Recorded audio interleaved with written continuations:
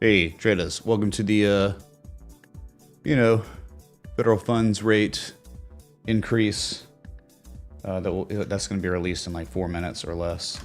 And then in about 30 minutes, Jerome Powell is going to be speaking at the podium.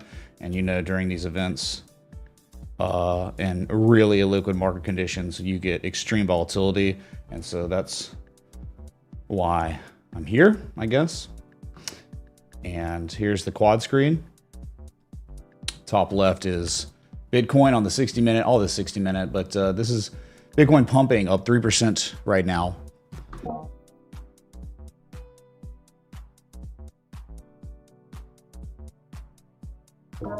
And S&P top right, bottom left gold, and then the US dollar bottom right. And when Jerome Powell speaks, he will be in the middle, and we'll be looking at all these as he speaks, right? But probably keep these up because I'll probably keep the quad screen up more than me, just because what's the point, man? I mean, like, we're about to get some serious price action, and whatever you think is going to happen, the opposite is going to happen. That's normally how these things go. It's like one thing happens leading up to the speech, and then lots of volatility in between, and then when the speech ends, the opposite move. So at this point, the way these things have been going, you're getting really coin flippish, because at one time there was a higher probability that you'd be like dumping, but lately not really.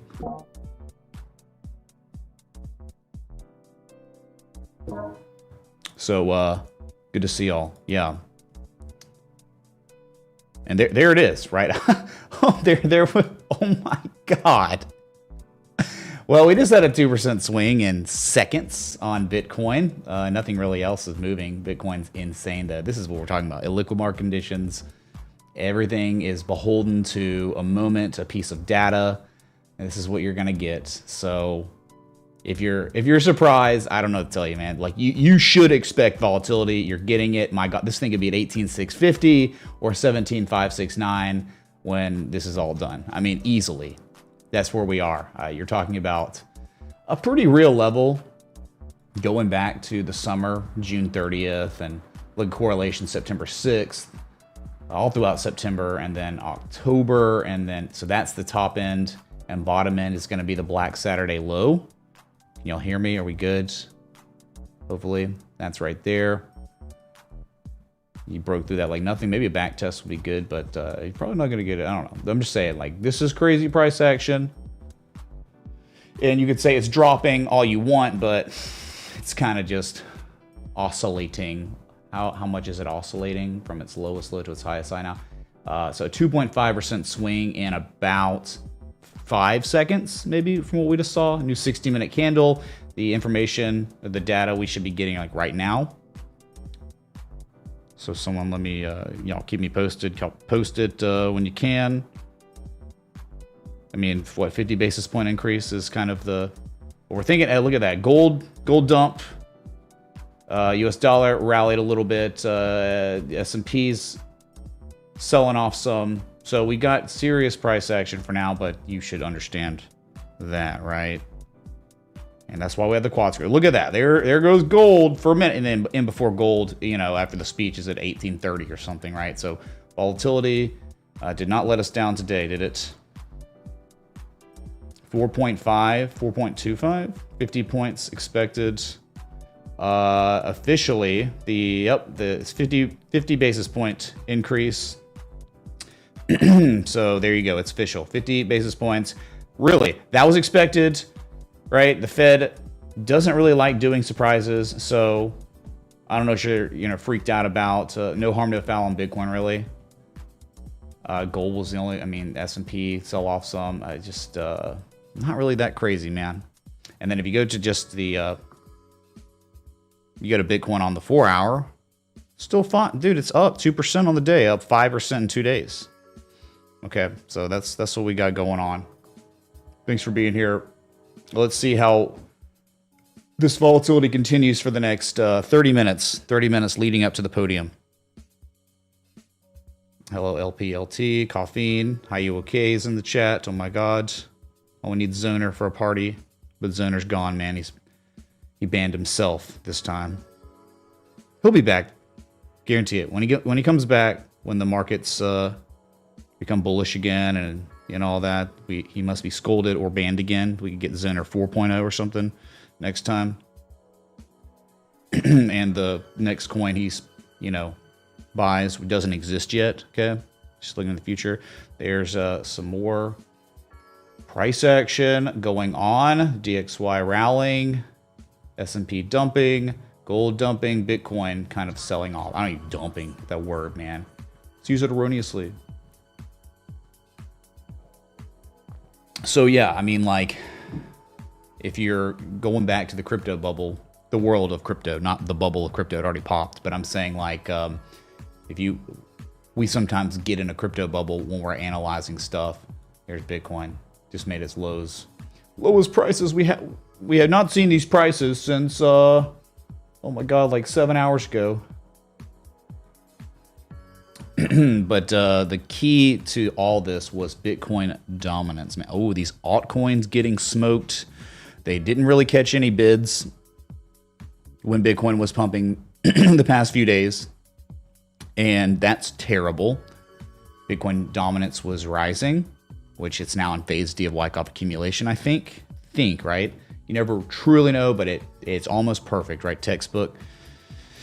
And if Bitcoin suffers volatility or a sell-off after this rally and the altcoins didn't move at all, they're probably going to perform normally like they would when Bitcoin dumps, after not catching bids. So that was the big concern here. And I rip altcoins.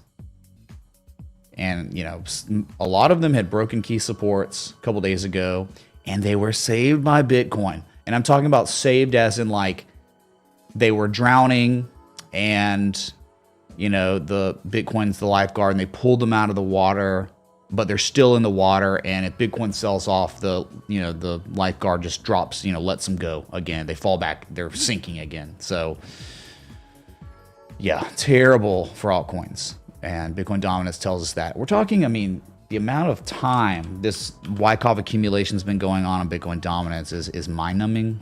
We're talking Wyckoff schematic, the size of Montana, going back to May of 2021 was the selling climax. That's insane, man. So you did get a pullback on this too. Not really. God, is that a pullback? Let me show you here. Okay. So this is what I'm saying. Your Wyckoff accumulation schematic just successfully finished the spring back test, right? Your spring, your back test, your secondary test because volume was too high on the first back test. So when that happens, definitively a very high probability of a retest. You got the retest. It was on abysmal volume, which is good. That's what you want to see. And now kind of accelerating, diverging away from the ice line. And that means you're beginning phase D. But I'll tell you this, again, it's all about what you've read and studied. It's all about, what others have studied over 100 years. The back test spring is confirmed truly when the local high from the spring to the back test of spring is broken. So it's like a confirmation line, like a double bottom neckline. And that's around 42.09%. You have not broken that yet, so it's not really that confirmed. But again, go look at the schematic, man. And you tell me this isn't where we probably are. So the Bitcoin volatility, dude, I'm telling you, when it's all said and done, it could be 18,650 or it could be at 17,569, man. So I would say this is pretty tame so far. I don't think this is crazy at all. I think it's less crazy than it was last time.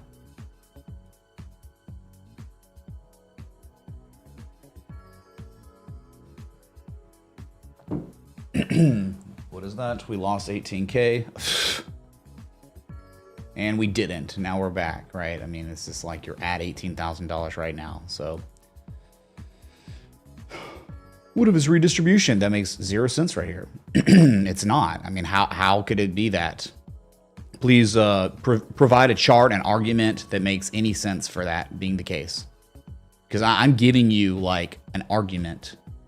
It is now, if you're wanting to like contest the argument of Wyckoff accumulation on Bitcoin dominance, by all means, Go ahead, post your charts, and we'll see who has the better argument. So we got time, man. Time before the speech.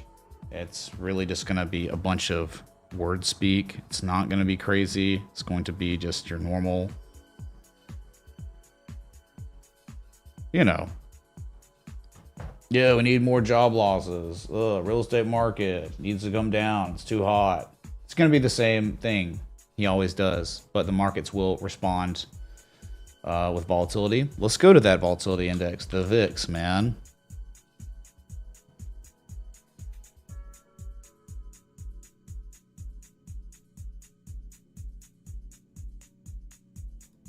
Okay, so the gap filled yesterday. No surprise.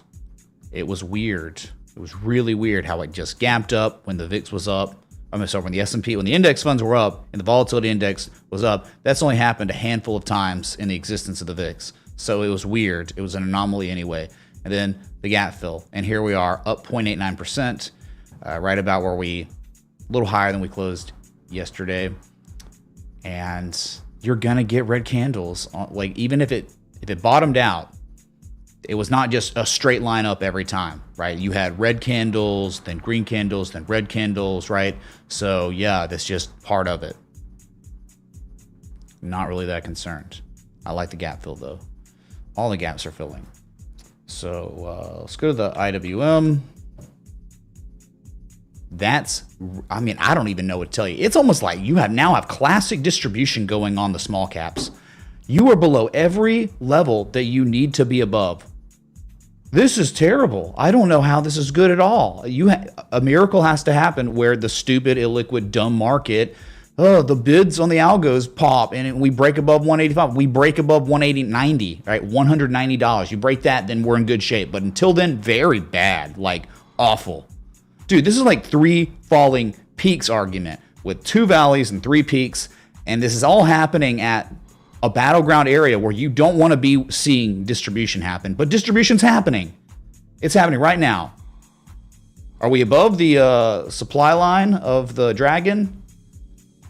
Well, we were once, we were twice, we were thrice, but every time it's like a lower high. And now we're below it. Are we above or below the 200-day simple moving average? Unfortunately, we're below it. So are you above 188 or below it? Well, we're below it. We tested it twice and failed. Okay, so, are we in the bullish control zone or neutral? We are neutral, heading toward 46, head towards 40. I mean, the downside, I would think it would take you to 173 to 170. This is not good. And the S&P is in the same situation right now. I mean, the gap fill. Dude, we did it. We filled the gap today, finally, right? Officially. But are you above the mother of all trend lines, the supply line that goes back to the top? Are you above it or below it? You're below it.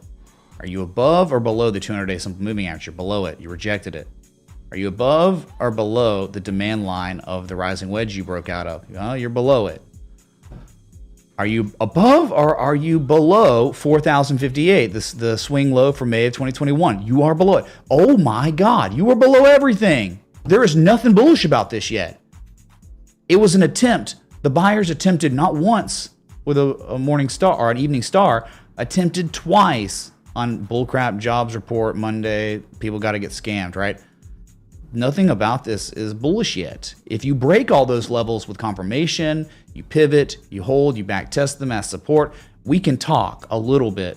But dude, that's kind of like the worst thing you could ever do is what what at least the S&P and the IWM or the Russell 2000 are doing right now. So, but hey man, Bitcoin was doing things and these weren't. So gold too above 1,800. Well, it's kind of cracking back below it. I hope that doesn't.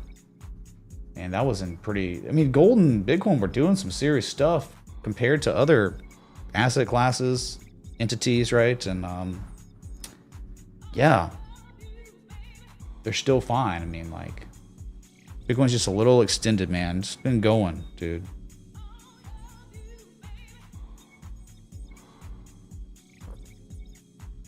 Drinking some coffee, man. It's like raining. Gross, severe weather may be coming later.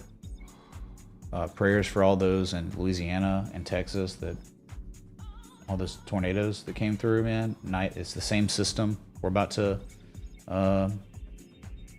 participate in, I guess, as people living here. So yeah, man.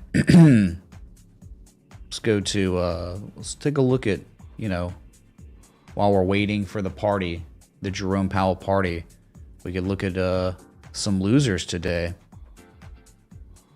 One's down pretty big is the Container Store, down about 8%. This has been so bearish. We've been waiting for like months for an 886 to finally be achieved. The only thing that made sense, really, I mean, you got a crazy ice line going back to 2016 at 350, 380, and you've got an 88% retrace of a really nice looking bat waiting on that. And maybe when you get there, there might be opportunity. But until then, it's hands off, and it's been hands off for months. I love the successful bearish back test in August, and you've just collapsed since then. You've just been rolling over, been respecting the TA very well. Another massive loser today. Party City, dude. Party City. Wow, look at this thing. Once there was an inverse head and shoulders to reverse it, and there was a head and shoulders to reverse it again. And now, heading towards all-time lows. You are at currently lowest price Party City has seen since April of 2020. Wow, we're going to the COVID crash lows. And look at this. There is an unfilled gap, a very open gap right here. Seems like you're going to be hitting that extremely soon. You're talking about 38.4 cents. Super sneaky gap too, isn't it? Wow, that's super sneaky. Party City, man. Nothing but a loser. But it makes sense, right? It's like GameStop in another sector, right? Dang, man. You got Fizz down 5.6%. Oof. Maybe topping out here on a lower high. Ooh, Caesars down 4.6%. Wow, just right back where it was. I was pretty bearish on this one. Hey, Mitch, can you look at Mara? It looks like the next support level is at 0. Thanks. We can look at like all the Bitcoin miners if you want, man. 1,000 mountains, thanks for the arrow. 750 mountains due to inflation, thanks for the 18. Yeah, sure. We can look at that real quick. Caesars, man, lots of downside, right? If this is real, I'm just telling you, right? This is one of the best areas maybe to go short ever. And it doesn't mean it's going to succeed. It never means it's going to succeed. But please understand the argument here for why it might make sense to short or buy puts or whatever. Because you clearly created a range, right, between like $35 and $53. You can clearly see it. Well-established downtrend. All right. Buyers attempted to breach this range top once November 15th and again yesterday. They tried. They really tried. But now you're like showing bearish divergence on the second high and it's ugly MACD. You're back below that. You're rejecting the 200-day moving average, and you can see why the target would probably be way lower. We're talking about $35, because that's normally what happens below the level you're pretty much breaking right now. So, you get it. Caesars very bearish and could be like at some of the lowest risk area. Won't be having probably a stop just above $54 again. I mean, that's if you're doing this. Right. All right. So what was it? Mara. Yeah, I think you were saying mRNA, which is like killing it because of the cancer drug or whatever. Yeah, Mara. Here it is. It is at. It's up 0.86% today, only because Bitcoin was up, but underperforming Bitcoin. Look at that disgusting candle yesterday. First target. I mean, the target we've been waiting on is 391.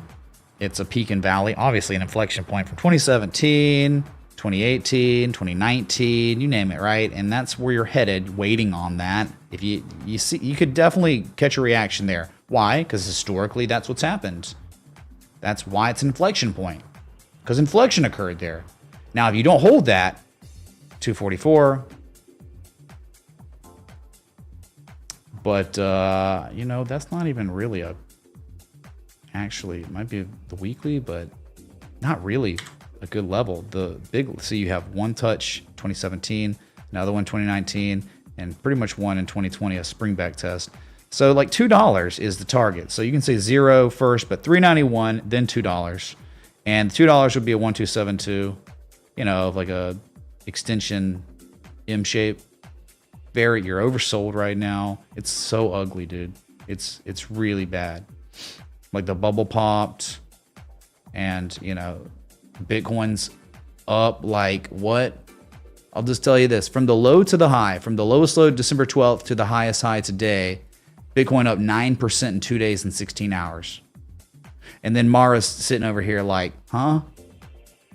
Well, I thought these miners were supposed to follow Bitcoin.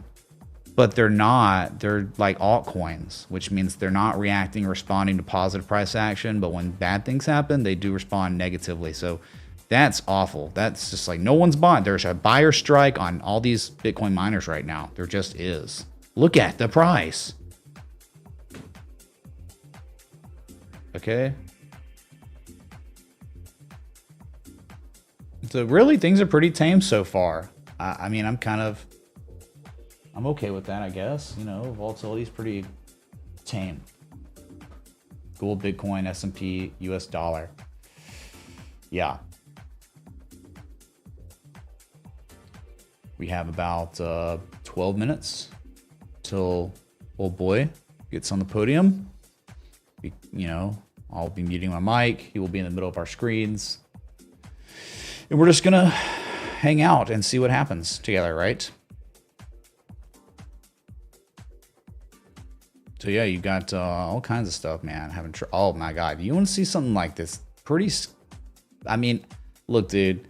Maybe things are turning around. Maybe they are, like on PIN, or it's like an entertainment, right? This is casinos and gaming, right? I mean, you're just up against the 200-day moving average. You're actually, in fact, today back below it, and you're even intraday rejecting the 200 moving average. You're below it, man.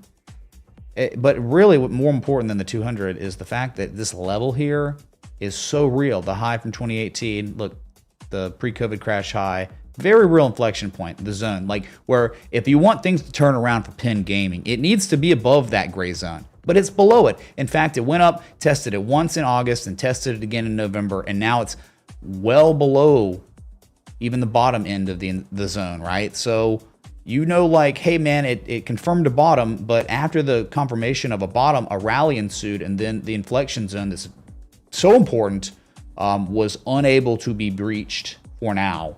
And that's not good at all, because the downside potential is very vast based on price action correlation between $17.70 and $39, right? It's not really good. So, but yeah, you got winners today too, man. I know there are winners. There's certainly winners today, probably more than losers. You've got like mRNA, right? Up 8.5%. This thing's crazy. This thing really, really is crazy because some sort of patent on a cancer drug, right? Like unlike Pin Gaming, it had its own inflection zone, 178 to 186. Well, it broke it, and the only way it could break it is something to do with curing cancer, you know, right? I think that's kind of like the headline here. It takes an asset to potentially cure cancer to break resistance. Fun with the market, man. Carvana's up 7%. I guess it's not a scam. I guess it's not going for Chapter 11 soon. Up 7%. How can you even tell anymore? This thing is up 7%. What? Yesterday it was down like 8%, 9%.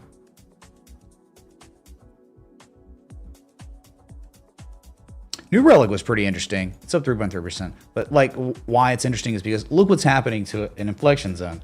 It's being regarded as support. You're breaking above the 200-day moving average. Very nice. This is not a joke level. This is real. So, I mean, unless like the market collapses, this could run to $74 because history tells us that's what it does between $56 and $74.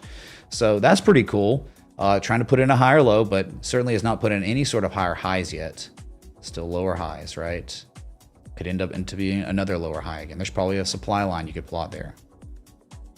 like that. I mean, that's probably what it's approaching, and hopefully it could break it. I really like when assets do that. They fall below key levels, then they spring back above them, then buyers defend the level. So you have an accumulation argument, and clearly you can see that, hey man, you're not going below $52 yet anytime, so there could be a run to 74. Pretty cool. Most things aren't doing that at all. That was one thing I had looked at. You got the airline companies like Delta. It's terrible, dude. Look at the 200 trying to break that moving average, but you can't really. I'm thinking this is just going to go for full 886 from the COVID crash low to the high. It's just, you know, a bad action. Magnum move was broken, and lower highs, lower lows, and look, the lowest low of the downtrend, and you know, making about the same high, probably confirming distribution before rolling over further, and you know, target on Delta Airlines 2156, and if not, then 2316. Right, when 2316 is that high, that IPO price from 2007. How crazy is that? Yeah, that's probably a good spot. I mean, yeah, just IMO. And then you paint an M shape, some good stuff could happen, you know, like maybe it reverses. That could be a reversal M shape, harmonic. Yeah, you got a decent amount of things up today. It's kind of a mixed bag. Okay, so we got, going back to the quad screen. Bitcoin still, you know, selling off this 60-minute candle. S&P down some too. Gold's also been dumping some as well, but not really that crazy. Not crazier than we've seen before leading up to these events, during these events, whatever. But it's not over. Jerome's going to speak, and there's going to be price action while he speaks, okay? And when he gets done speaking is another part of the volatility. So buckle up. I'm just here covering it for you. I'm sure there are other people out there covering it that are better. Whatever, man. That's cool, dude. I've got a style. Everyone's got their own style of coverage, okay? One time I was pretty good.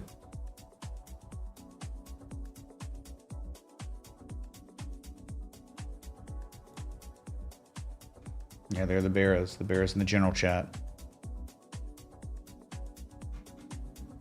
6 minutes. 6 minutes and counting till craziness. So we continue if we want. Let's take a look at the let's look at Tesla, you know, because we all do love Elon. Elon is absolutely a visionary, and without him, man, I don't think there was any hope left for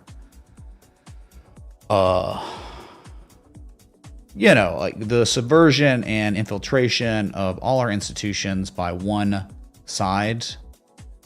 If it wasn't for him, there was no more hope. And he did it. He bought Twitter, but unfortunately, because he bought Twitter, he's created all these enemies. I mean, he's taking on all of Mordor and Morgoth. Okay, the swamp, you name it, dude. Balrogs, dragons. Elon is like kind of Fingelfin right now. So here it is, Tesla down 2.2%. Kind of technically doomed. Technically in stupid amounts of trouble, in my opinion. The insiders got out, and they'd been getting out for 7-8 months. And now we're probably going to the acceleration phase of this after all the subtle selling, the distribution. You're going to be testing 154 soon for a minute, and then after that 111. But if you go to the weekly, those don't even really look like anything. This went up so fast, so violently, that twig and thatch on the way up, it's going to be twig and thatch on the way down, right? The way support was built on the way up is going to determine how well support holds on the way down. And that really just didn't happen. You had a couple lows, and there was some reaction there for a minute, but just not enough. Too much supply and or not enough demand at the same time. So we go to that weekly. And the weekly is scary, okay? Because we talked about this, broke it yesterday. Tesla broke the 200-week moving average. 200-week. This is so significant. For the first time since October of 2019, that right there is kind of a death sentence. I think you see it's like a straight line up, right? $63, $64 is a peak. Again, 152 is, you know, you might catch, you're going to react there probably. There's going to be some limit buys there. Yeah, there's going to be inflection, but in the end, after like market participants realize this is just not the bottom. Maybe you go through a scrub rally. Doesn't matter. It's going to get taken out and you're going to go to lower prices. And below that, it's just very little to nothing. Okay, I mean, you don't want to know where the real support is, like 18 bucks, 25 bucks, $26. That's the big area of supports. So your stream is a daily treasure trove of knowledge. Much love, Mitch. Less than 0.200000000 LTC. Igor, thanks so much, man, for the really kind words and the Litecoin contribution. Thank you, dude. Kings, man. Excellent. I hope, hopefully you're not in Tesla. I mean, dude, we like Tesla. We think it's cool because of Elon, but dude, it's not about, it's never been about like, hey man, we can love things. We love Bitcoin. Like, we understand what it is fundamentally the whole year, but we've been bearish as F on Bitcoin the entire year because of technicals. It's nothing to do. It's not personal, man. It's just technicals, right? It's not personal, it's business. Well, that should be the new slogan, right? It's not personal, it's technicals. So, unfortunately, you know, many tech stocks are in similar situations. I guess it's good because screw them, right? Like, we don't like big tech has been proven to be the enemy. Getting in bed with the government, like that actually has happened now.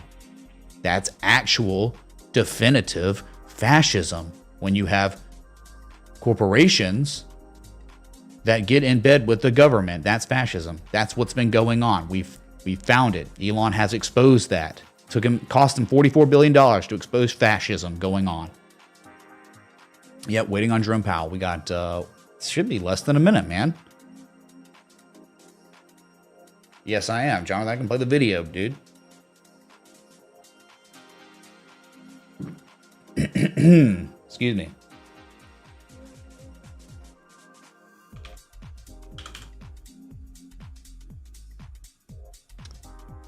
Yeah, like, remember, we just looked at Tesla, right? But dude, there's this one asset that looks so similar to Tesla before it happened. And how about that retrospective shooting star reversal, Jesus levels? This was the Jesus shooting star. All right, new candle. It is new candle for the S&P. There it is. That was beautiful. The top, the third top though, the 886 top. But look at that, man. So the subtle distribution, the insiders subtly getting out of Apple. And you're hanging on, right? You're still making higher lows, but lower highs. And I think eventually you'll get some acceleration once 137 breaks.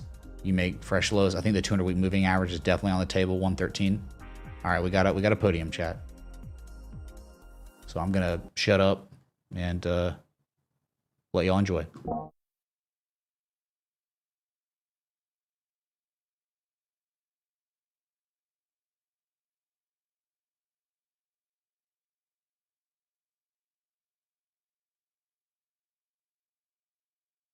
Well, I guess there's no noise, no audio yet. There he is, man. Buckle up, buckaroo.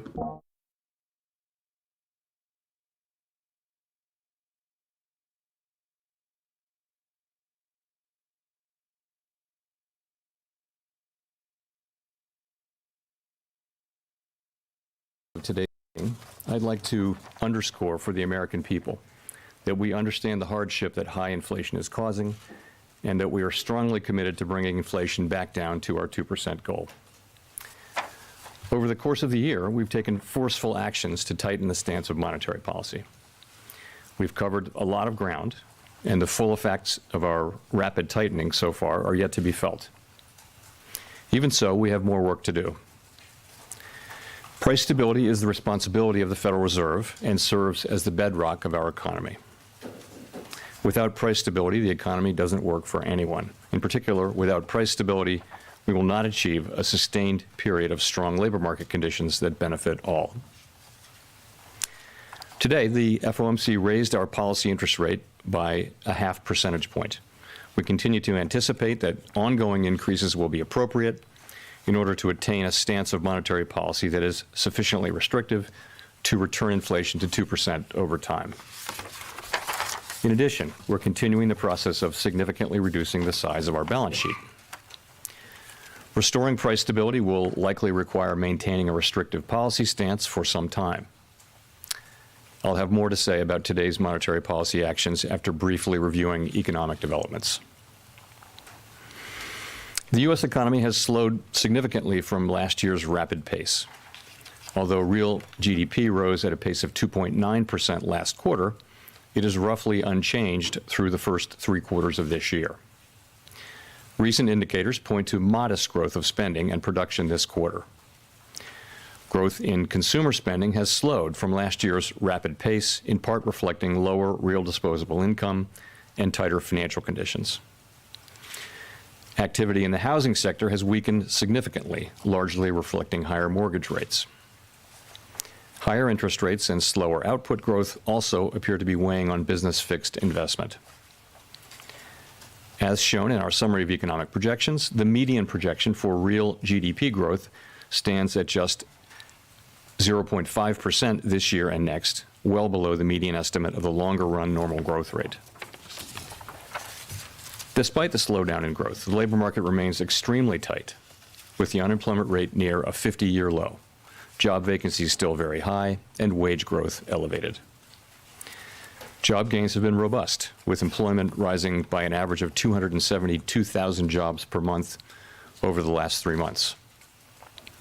Although job vacancies have moved below their highs and the pace of job gains has slowed from earlier in the year, the labor market continues to be out of balance, with demand substantially exceeding the supply of available workers. The labor force participation rate is little changed since the beginning of the year. FOMC participants expect supply and demand conditions in the labor market to come into better balance over time, easing upward pressures on wages and prices. The median projection in the SEP for the unemployment rate rises to 4.6% at the end of next year. Inflation remains well above our longer-run goal of 2%. Over the 12 months ending in October, total PCE prices rose 6%.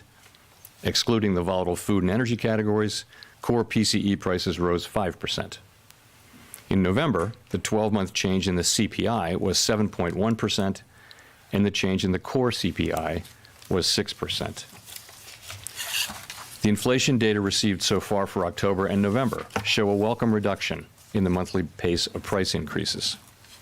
But it will take substantially more evidence to give confidence that inflation is on a sustained downward path. Price pressures remain evident across a broad range of goods and services. Russia's war against Ukraine has boosted prices for energy and food and has contributed to upward pressure on inflation. The median projection in the SEP for total PCE inflation is 5.6% this year and falls to 3.1% next year, 2.5% in 2024, and 2.1% in 2025. Participants continue to see risks to inflation as weighted to the upside.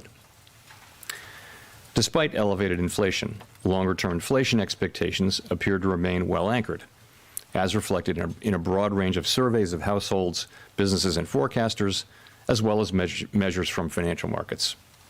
But that is not grounds for complacency. The longer the current bout of high inflation continues, the greater the chance that expectations of higher inflation will become entrenched.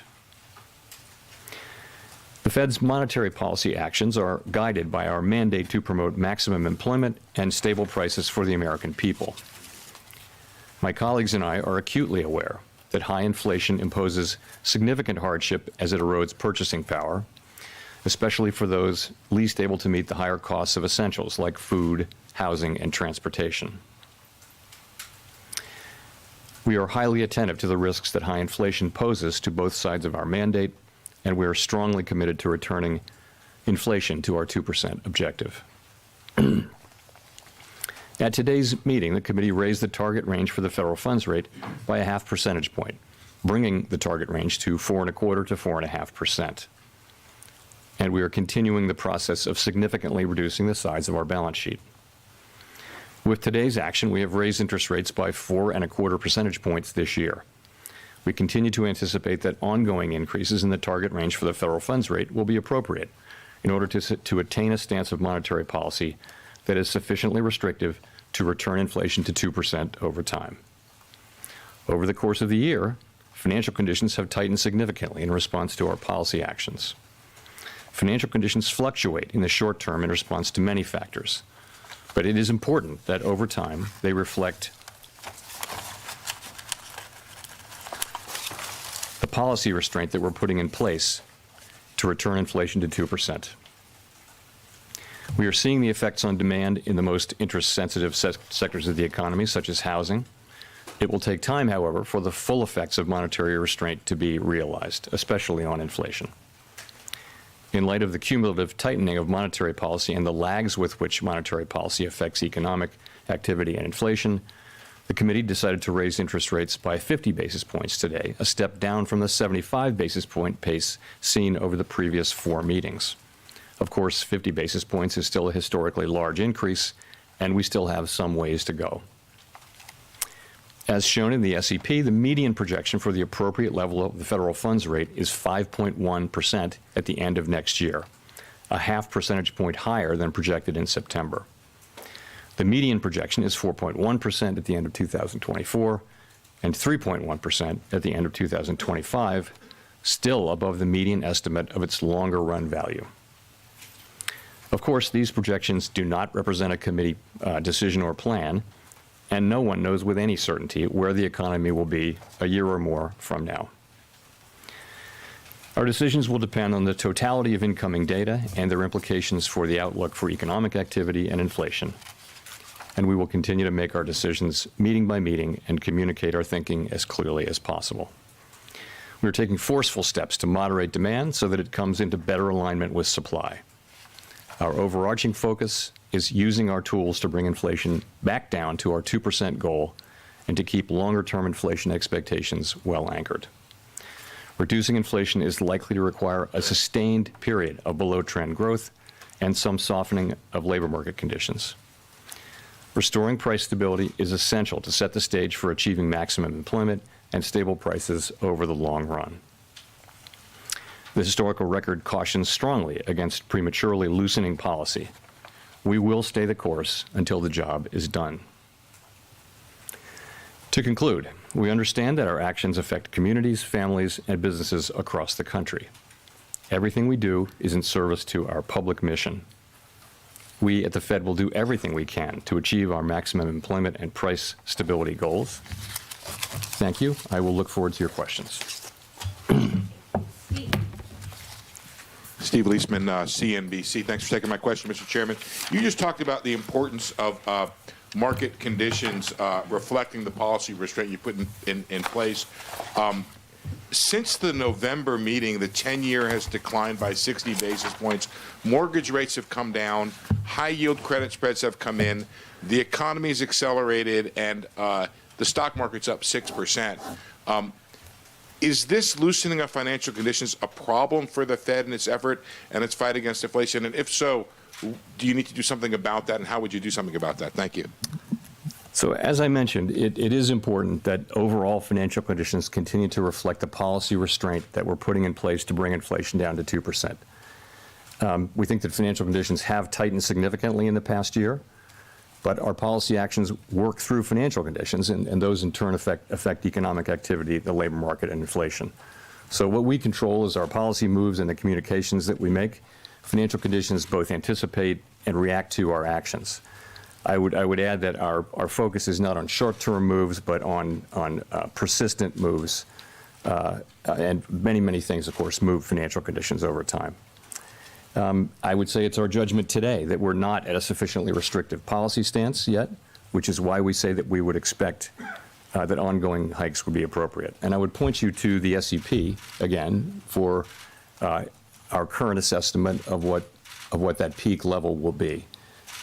As you will have seen, 19 people filled out the SEP this time, and 17 of those 19 wrote down a peak rate of 5% or more, in the fives.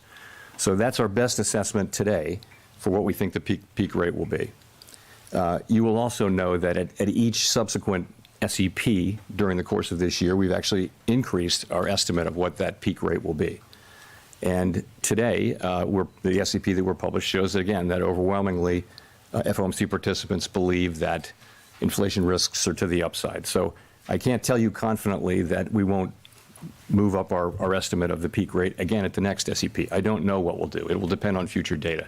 What we're writing down today is our best estimate of what we think that peak rate will be based on what we know. Obviously, if the inflation data come in worse, that could move up, and it could move down if inflation data are softer.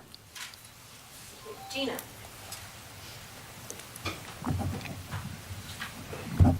Gina Smilik, New York Times. Thanks for taking our questions. The SEP, like you mentioned, suggests that the Fed will be making another 3/4 percentage points worth of rate increases in 2023. I wonder if you would foresee that being in 25 basis point increments, 50 basis point increments, sort of how you see the speed playing out going forward. And then I wonder what you're looking at as you determine when to stop. Yeah.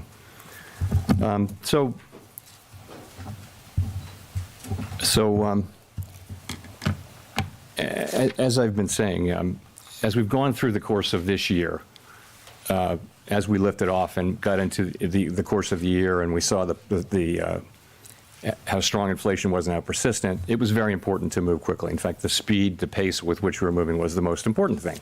I think now that we're coming to the end of this year, we've raised 425 basis points this year, and we're into restrictive territory.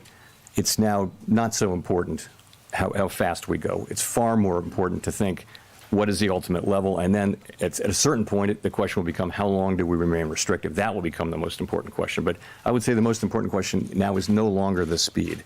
So, and that applies to February as well. So I think we'll make the February decision based on the incoming data and where we see financial conditions, where we see the economy.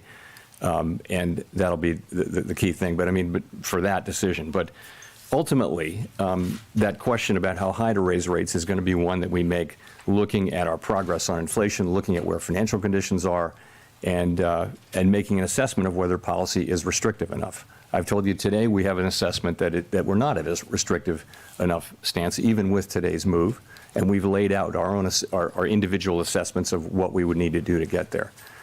At a certain point, though, we'll get to that point, and then the question will be, how long do we stay there? And the strong view on the committee is that we'll need to stay there, until we're really confident that inflation's coming down in a sustained way, and we think that will be some time. Now, why do I say that? If you look at you can break inflation down into three sort of buckets. The first is goods inflation, and we see now, as we've been expecting really for a year and a half, that supply conditions would get better, and ultimately supply chains get fixed, and demand settles down a little bit and maybe goes back to services a little bit, and we start to see goods inflation coming down. We're now starting to see that in this report and the last one. Then you go to housing services. We know the story there is that housing services inflation has been very, very high and will continue to go up, actually, as rents expire and have to be renewed. They're going to be renewed into a market where rates are higher than they were when the original leases were signed. But we see that the new leases that the rate for new leases is coming down. So once we work our way through that backlog, that inflation will come down sometime next year. The third piece, which is something like 55% of the index, PCE, core inflation index, is non-housing related core services. And that's really a function of the labor market largely. The biggest cost by far in that sector is labor. And we do see a very, very strong labor market, one where we haven't seen much softening, where job growth is very high, where wages are very high, vacancies are quite elevated, and really there's an imbalance in the labor market between supply and demand. So that part of it, which is the biggest part, is likely to take a substantial period to get down. The goods inflation has turned pretty quickly now after not turning at all for a year and a half. Now it seems to be turning. But there's an expectation really that the services inflation will not move down so quickly, so that we'll have to stay at it, so that we may have to raise rates higher to get to where we want to go. And that's really why we are writing down those high rates and why we're expecting that they'll have to remain high for a time. Howard Schneider with Reuters. Thanks for taking the question. You described GDP growth in the SEPs as moderate or modest, I believe, yet it's really approaching stall speed. Half a percentage point is not much. You described labor market unemployment rate as representing some softening, but it's nearly a full percentage point rise, and that's well in excess of what has historically been associated with recession. Why wouldn't this be considered a recessionary projection by the Fed? Well, I'll tell you what the projection is. I don't think it would qualify as a recession, no, because you've got positive growth. The expectations in the SEP are basically, as you said, which is we've got growth at a modest level, which is to say about a half a percentage point. That's positive growth. It's slow growth. It's well below trend. It's not going to feel like a boom. It's going to feel like very slow growth, right? In that condition, labor market conditions are softening a bit. Unemployment does go up a bit. I would say that many analysts believe that the natural rate of unemployment is actually elevated at this moment. So it's not clear that those forecasts of inflation are really much above the natural rate of unemployment. We can never identify its location with great precision. But that 4.7% is still a strong labor market. If you look, you've got the reports we get from the field are that companies are very reluctant to lay people off, other than the tech companies, which is a story unto itself. Generally, companies want to hold on to the workers they have because it's been very, very hard to hire. So, and you've got all these vacancies out there far in excess of the number of employed people. That doesn't sound like a labor market where a lot of people will need to be put out of work. So that there are channels through which the labor market can come back into balance with relatively modest increases in unemployment, we believe. None of that is guaranteed, but that is what their forecast reflects. Nick.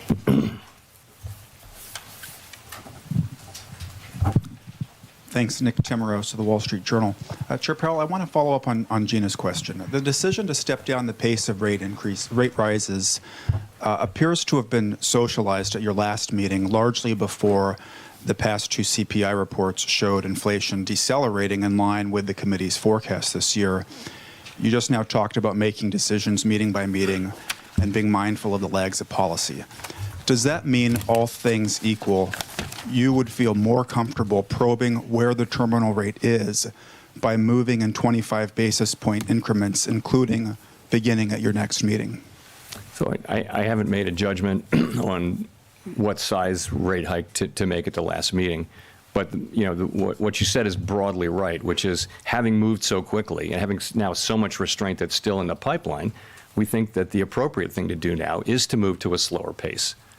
And that will allow us to feel our way and and get to that level, we think, and better balance the risks that we face. So that's the idea. It makes a lot of sense, it seems to me, particularly if you consider how far we've come. But again, I can't tell you today what the actual size of that will be. It will depend on a variety of factors, including the incoming data in particular, the state of the economy, the state of financial conditions. With the CPI report, if it had come out last week, do you think it would have changed some of those forecasts in today's SEP? No, absolutely not. No, as just a matter of practice, the SEP reflects any data that comes out during the meeting, and participants know that that they can make changes to their SEP during the meeting, well in advance of the press conference, so that we're not running around. But that's not the case. It's never the case that the SEPs don't reflect an important piece of data that came in on the first day of the meeting. Thanks. Rachel? Hi, Chair Powell. Rachel Siegel from the Washington Post. Thank you for taking our questions. I'm wondering if we could talk about the projection for the unemployment rate. Why has the Fed raised its unemployment projection? Is it because the model suggests that a higher terminal rate would automatically cause a higher unemployment rate? Or are you seeing signs that the labor market isn't quite as strong as we think it is now? Thanks. No, it's not about the strength of the labor market. The labor market is clearly very strong. It is more just that, by now, we've continually expected to make faster progress on inflation than we have ultimately, and that's why the peak rate for this year goes up between this meeting and the September meeting. You see the fact that we've made less progress than expected on inflation, so that's why that goes up, and that's why unemployment goes up, because we're having to tighten policy more, and so it didn't go up by much in the meeting, I don't think, but that's the idea is. Slower progress on inflation, tighter policy, probably higher rates, probably held for longer, just to get to where the kind of restriction that you need to get inflation down to 2%. Do you have a sense of, in order to get to that number, how much of that could be caused by layoffs versus vacancies trimming or changes to the labor force population rate? So it's very hard to say. You can look at history, right? And history would say that in a situation like this, the declines in unemployment would be more meaningful, I think, than what you see written down there. But why do we think that is the case? So I'll give you a few reasons.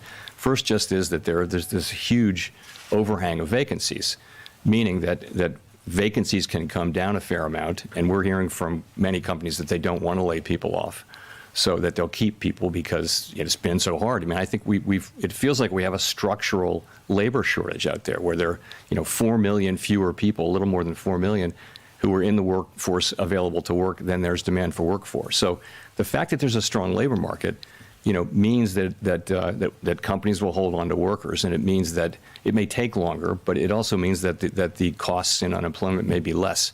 Again, that we're going to find out empirically, but I think that's a reasonably possible outcome, and you do hear many labor economists believe that it is. So we'll see, though. Colby? Thank you. Colby Smith with the Financial Times. How should we interpret the higher core inflation forecast for 2023 in the SEP? Does that not then suggest that the policy rate currently forecasted for next year should actually be higher than the 5.1 medium estimate penciled in? Well, I think that's why one of the reasons it went up was that core came in stronger this year. Yeah, what you see is our best estimate as of today, for how high we need to raise rates, to how much we need to tighten policy to create enough, restrictive policy to slow economic activity and soften the labor market and bring inflation down through those channels. That is the estimate, best estimate we make today. And as I mentioned, we'll make another estimate for the next SEP, and we'll, of course, between meetings we do the same thing, but we don't publish it. Victoria? Hi, Victoria Guida with Politico. I wanted to make sure I understand specifically what's going on in the SEP, because you all expect rates to go higher, but you're also more pessimistic about what inflation is going to look like next year. And I was just wondering, given that we have seen some cooling in inflation, is that primarily because of wage growth, that you expect wage growth to be sort of a headwind? No, we're going into next year with higher inflation than we had thought. Right, so we're actually moving down to the level that we're moving down to next year is still a very large drop in inflation from where inflation is running now, well more than a 1% change in inflation. But remember that the jump-off point at the beginning of the year is higher. So we're moving down still by a very large chunk. I don't think the policy's having any less effect. It's just starting from a higher level at the end of 2022. So we're getting down. I believe the median is 3.5%. That's a pretty significant drop in inflation. And where's it coming from? It's coming from the goods sector, clearly. By the middle of next year, we should begin to see lower inflation from the housing services sector. And then, the big question is how much will you see from the 55% of the index, which is the non-housing services sector. And, that's where you need to see. We believe you need to see a better balancing of supply and demand in the labor market, so that you have. It's not that we don't want wage increases. We want strong wage increases. We just want them to be at a level that's consistent with 2% inflation. Right now, if you factor in productivity estimates, standard productivity estimates, wages are running, well above what would be consistent with 2% inflation. Neil. Thanks. Hi, Chair Powell. Neil Irwin with Axios. Some of your colleagues have been pretty explicit that they can't imagine rate cuts happening in 2023. That's certainly not implied by the SEP. But futures markets have priced in some easing in the back half of next year. What's your view of the likelihood of any kind of rate cuts next year? What circumstances might make that plausible? Our focus right now is really on moving our policy stance to one that is restrictive enough to assure a return of inflation to our 2% goal over time. It's not on rate cuts. And we think that we'll have to maintain a restrictive stance of policy for some time. Historical experience cautions strongly against prematurely loosening policy. I guess I would say it this way. I wouldn't see us considering rate cuts until the committee is confident that inflation is moving down to 2% in a sustained way. So that's the test I would articulate. And you're correct. There are not rate cuts in the SEP for 2023.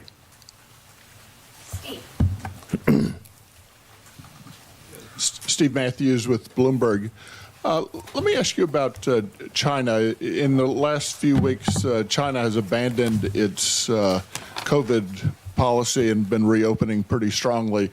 I'm wondering if you see that as disinflationary because you're seeing supply chains improve, or inflationary because it obviously brings a lot more demand globally and improves the global outlook for growth and for commodities prices. And so you're right. Those two things will offset each other. Weaker output in China will push down on commodity prices, but it could interfere with supply chains ultimately, and that could push inflation up in the West. It's very hard to say, how those two will offset each other, and it doesn't seem likely actually that the overall net effect would be material on us. But to your point, China faces a very challenging situation in reopening. And we've seen waves of COVID all around the world can interfere with economic activity. China, a very critical manufacturing place for manufacturing and exporting. Their supply chain is very important. And China faces a reopening. They've backed away from their COVID restriction policies. There could be very significant increases in COVID, and we'll just have to see. It's a risky situation. But again, it doesn't seem like it's likely to have material overall effects on us. Chris. Hi, Chris Rugaber, Associated Press. Thank you for taking my question. I wondered if you could comment a bit more about yesterday's inflation report. I mean, it showed inflation cooling in all three of the categories that you laid out at Brookings. Are you confident that you're seeing real progress on getting inflation under control? Are you still worried it could slip into some kind of unentrenched, upward spiral? Thank you. Right. So the data that we've received so far for October and November, we don't have we have some remaining data to get in November, but they clearly do show a welcome reduction in the monthly pace of price increases. As I mentioned in my opening statement, it will take substantially more evidence to give confidence that inflation is on a sustained downward path. So the way we think about this is this. This report is very much in line with what we've been expecting and hoping for. And what it does is it provides greater confidence in our forecast of declining inflation. As I mentioned, we've been forecasting significant declines in overall inflation and core inflation in the coming year. And this is the kind of reading that it will take to support that. So really this gives us greater confidence in our forecast rather than at this point changing our forecast. In terms of the pieces, we have been expecting goods inflation to come down as supply chain pressures eased. That's happening now. Housing services, as I mentioned, there is good news in the pipeline as long as new housing leases show declining inflation. That will show up in the measure around the middle of next year, so that should help. And the big piece, again, is core services ex housing, which is very important, and we have a ways to go there. You do see some beginning signs there, but ultimately that's that more than half, as I mentioned, of PCE core index, and it's very fundamentally about the labor market and wages. If you look at wages, look at the average hourly earnings number we got with the last payrolls report, you don't really see much progress in terms of our average hourly earnings coming down. Now there may be composition effects and other effects in that, so we don't put too much weight on any one report. These things can be volatile month to month, but we'll be looking for wages moving, down to more normal levels where workers are doing well and ultimately their gains are not being eaten up by inflation. Michael, excuse me, Michael McKee from Bloomberg Radio and Television. There's a little bit of a disconnect between the optimistic view you just expressed about the economy and the changes that you've made in the SEP. And I'm wondering if you're reacting to the fact that the markets have loosened financial conditions, or if you feel the Fed may be a little bit behind on inflation, whether the recent disinflation we're seeing is transitory or not, and how this affects the idea of a soft landing if you're projecting just 0.5% growth for this year. So if I think I got your question. So, one thing is to say is I think our policies in getting into a pretty good place now. We're restrictive, and I think we're getting close to that level of sufficient. We think sufficiently restrictive. We laid out today what our best estimates are to get there, and it boils down to how long do we think this process is going to take. And of course, we welcome these better inflation reports for the last 2 months. They're very welcome, but I think we're realistic about the broader project. So that's all. That's the point I would make. It's, we see goods prices coming down. We understand what will happen with housing services, but the big story will really be the rest of it, and there's not much progress there, and that's going to take some time. I think my view and my colleagues' view is that this will take some time. We'll have to hold policy at a restrictive level for a sustained period, so that two good monthly reports are very welcome. Of course, they're very welcome, but I think we need to be honest with ourselves that there's inflation. 12-month core inflation is 6% CPI. That's 3 times our 2% target. Now, it's good to see progress, but let's just understand we have a long ways to go to get back to price stability. Well, do you think the soft landing is no longer achievable? No, I wouldn't say that. No, I don't say that. I mean, I would say this, to the extent we need to keep rates higher and keep them there for longer and inflation, moves up higher and higher, I think that narrows the runway. But lower inflation readings, if they persist in time, could certainly make it more possible. So I don't think anyone knows whether we're going to have a recession or not. And if we do, whether it's going to be a deep one or not. It's not knowable. And certainly, lower inflation reports, were they to continue for a period of time, would increase the likelihood of a, so I would put it this way, of a return to price stability that involves significantly less of an increase in unemployment than would be expected given the historical record. Ryan. Hi, Chairman Powell. Brian Chung, NBC News. You warned Americans of pain earlier this year as the Fed hikes rates, but with the Fed now expected to raise rates higher than you thought when you first said that, just wondering where we are in that pain. How would you describe that to Americans if the projections on unemployment find themselves? That would be 1.6 million Americans out of jobs. So the largest amount of pain, the worst pain, would come from a failure to raise rates high enough and from us allowing inflation to become entrenched in the economy so that the ultimate cost of getting it out of the economy would be very high in terms of unemployment, meaning very high unemployment for extended periods of time, the kind of thing that had to happen when inflation really got out of control and the Fed didn't respond aggressively enough or soon enough in a prior episode, 50 years ago. So that's really the worst pain would be if we failed to act.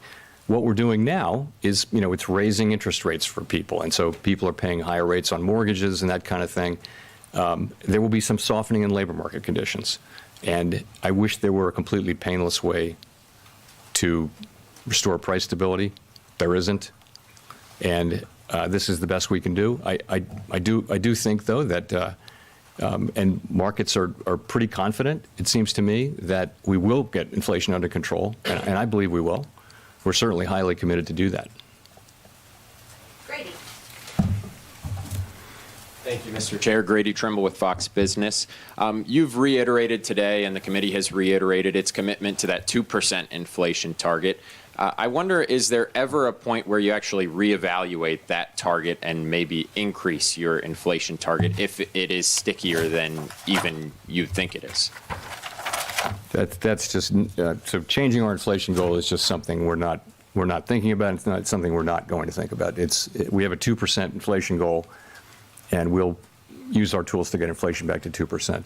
I think this isn't the time to be thinking about that. I mean, there may be a longer run project at some point, but that is not where we are at all. The committee, we're not considering that. We're not going to consider that under any circumstances. We're going to keep our inflation target at 2%, and we're going to use our tools to get inflation back to 2%. Nicole. Thank you, Chairman Powell. Nicole Goodkind, CNN Business. As you monitor wage growth and unemployment data, I wonder if you're paying close attention to a sector or even income level. Like, how do you factor potential exacerbations of inequality into your risk calculations, especially given the K-shaped recovery of 2020? So I would go back to the labor market that we had in 2018, 19, 20. So what that looked like was wage increases for the people at the lowest end of the income spectrum were the largest. The gaps between racial groups and gender groups were at their smallest in recorded history. All of that because of a tight labor market. A tight labor market which had inflation running, just a tick below 2%, and the economy growing right at its potential. So that seems like something that would be really good for the economy and for the country if we could get back to that. And so that's what all of us want to do. We want to get back to a long expansion where the labor market can remain strong over an extended period of time. That's a really good thing for workers in the economy, and we'd love to get back to that. That's what our goal is. There's in the near term, we have to use our tools to restore price stability, but we can't. What we have to think about is the medium and longer term. If you think about it, the country went through a difficult time. I think much more difficult than we can think it would happen here, but it really set up our economy for several decades of prosperity. So price stability is something that really pays dividends for the benefit of the economy and the people in it over a very, very long period of time. And so when it is lost for whatever reason, it has to be restored, and as quickly as possible, which is what we're doing. In the short term, are you factoring in these potential exacerbations of inequality? Are you monitoring that? We do, yes, we absolutely do. We look at, it's our regular practice to talk about unemployment rates by different groups, including racial groups and that sort of thing. We do. We keep our eye on that. Nancy. Hi, Nancy Marshall-Genzer with Marketplace. What would you do if the economy slows so much that we enter a recession before we see strong, consistent signs that inflation is slowing? In other words, stagflation. So I don't want to get into too many hypotheticals, but it's hard to deal with hypotheticals. So let me just say that we have to use our tools to support maximum employment and price stability. I've made it clear that right now the labor market's very, very strong. You're at near a 50-year low. You're at or above maximum employment, in 50-year low in unemployment. Vacancies are very high. Nominal wages are very high. So the labor market is very, very strong. Where we're missing is on the inflation side, and we're missing by a lot on the inflation side. So that means we need to really focus on getting inflation under control, and that's what we'll do. I think as the economy heals, the two goals come more into play. But right now, clearly the focus has to be on getting inflation down.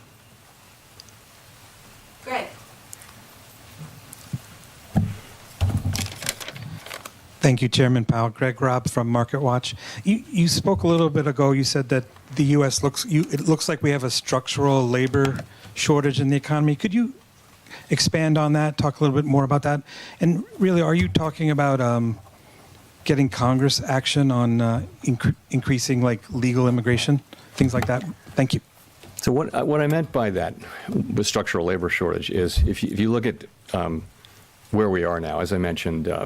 If you just look at demand for labor, you can look at vacancies plus people who are actually working, and then you can take supply of labor by are you in the labor market, are you looking for a job or have a job, and you're more than 4 million people short. We don't see, despite very high wages and an incredibly tight labor market, we don't see participation moving up, which is contrary to what we thought. So the upshot of all that is the labor market is actually. It's 3.5 million people at least smaller than it should have been based on pre-pandemic, just assume population and reasonable growth and aging of the population. Our labor force should be 3.5 million more than it is. And that there are lots of easy ways to get to bigger numbers than that if you go back a few more years. So why is that? Part of it is just accelerated retirements. People dropped out and aren't coming back at a higher rate than expected. Part of it is that we lost 500,000 people who would have been close to 500,000 who would have been working, who died from COVID. And part of it is that migration has been lower.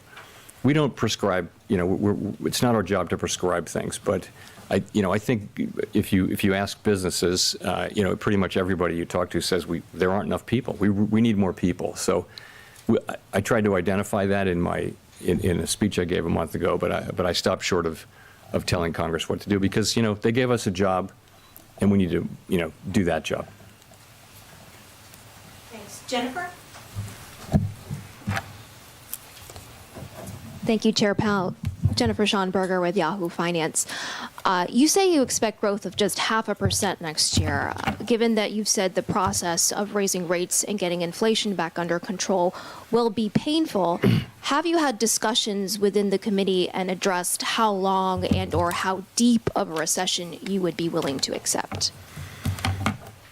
No. I mean, what we do is we make our forecasts and we publish them quarterly. And if you look at those forecasts, those are forecasts for slow growth, for a softening labor market, by which I mean unemployment goes up, but not a great deal.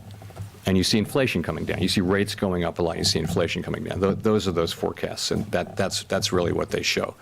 We're not. We all, of course, we don't.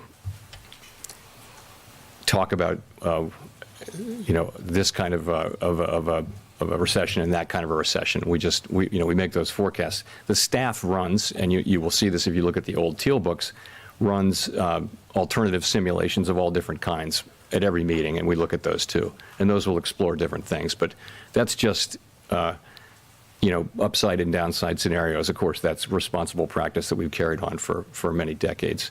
But no, we don't. We haven't asked ourselves that question. We'll go to Jean for the last question. Hi, Jean Young with Market News. I wanted to ask about the SEP again. If you are reaching peak rates around 5% in the first half of next year and inflation starts to decline materially, that would seem to make the real rate gradually more restrictive. Is that something that's built into the projections and into models? Is that something you would want to see? So we do know that, of course. That's something that we know and we'd see. But as I mentioned, we wouldn't. I wouldn't see the committee cutting rates until we're confident that inflation is moving down in a sustained way. That would be my test. I don't see us as having a really clear and precise understanding of what the neutral rate is and what real rates are, so that it would mechanically happen like that. It'll be a test of, for cutting rates, I think in the event it'll be a question of, do we actually feel confident that inflation is coming down in a sustained way? Thank you very much. All right. Ensue new price action since the event is over. Yeah, we dumped, then we pumped, and now it's like what's next? Hold on. Got to get my audio all changed back up.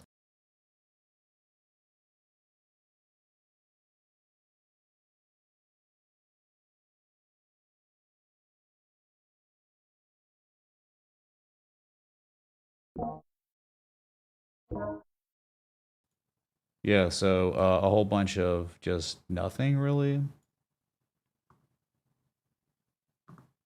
Welcome back, everyone. Can you hear me? Sorry.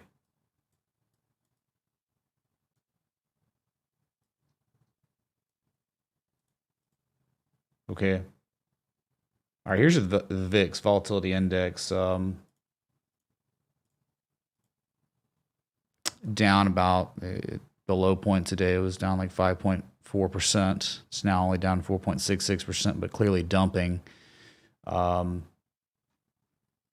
know, with everything rallying, it's inverse correlated 99% of the time. And so here's the price action. Gold rallied to its highs of the day, I believe. Yeah, highs of the day, 1814, but is pulling back a little bit for now. The DXY, the US dollar currency index, fell to its lowest level during the meeting, lowest level since June 17th. So multi-month lows on the DXY. S&P got to a low 396 and rallied to 403.50-ish, and now you're at 400. You're in the dead middle of that 60-minute candle. Bitcoin, during the meeting, a new candle was created. You know, this candle closed, 60-minute candle closed, but also the 4-hour candle closed, and you've got a bearish engulfing candle confirmed on the 4-hour. So you got to wonder, will there be follow through on that, or what? Right? I mean, it is valid as an engulfing candle until you break back above 18,071, and then you close above it. Here it is. You can see this candle covers the previous candle with a close. Bitcoin from its highest high to its lowest low was down about, let's see what it was down. Hold on. From the high to the low, 3.75% down, but you're still down about 2.6% from the highs. So FOMOing in, you're wrecked in some ways.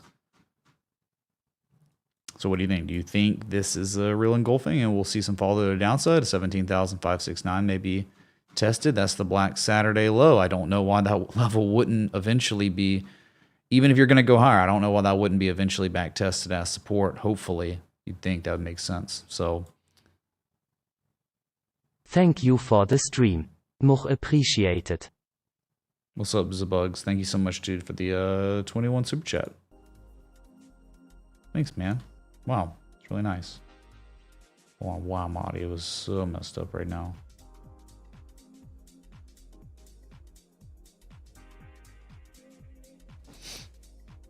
Yeah, man. Yeah, dude. It's an honor. I get to be in front of like 600 people, you know, that want to hang out with me and watch it. But you know, I'm just a small fish in the ocean as a YouTuber these days. My relevance has certainly fallen off since, you know, I don't know, each day that goes by, my relevance continues to dwindle.